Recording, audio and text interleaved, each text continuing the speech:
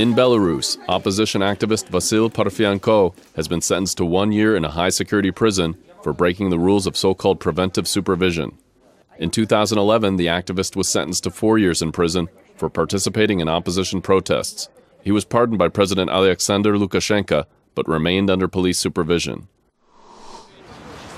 In Russia, police detained several opposition activists outside the parliament building in Moscow.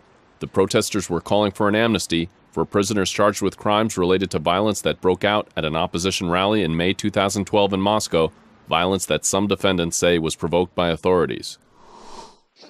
In Ukraine, opposition activists demonstrated in front of the Prosecutor General's office in Kiev, demanding the release of protesters detained at a pro-EU rally on December 1st.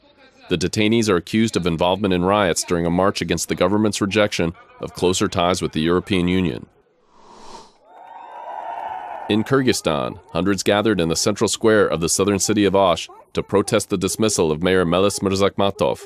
He's the sole remaining official in power with strong ties to Kyrgyzstan's ousted president, Kurmanbek Bakiev.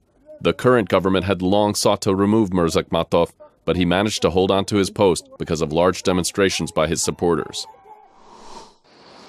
In the Tajik capital, Dushanbe, authorities are demolishing historical buildings in the city center to make room for luxury residential high-rises. The reconstruction is taking place despite protests by non-governmental organizations and private citizens who want to preserve Dushanbe's architectural heritage.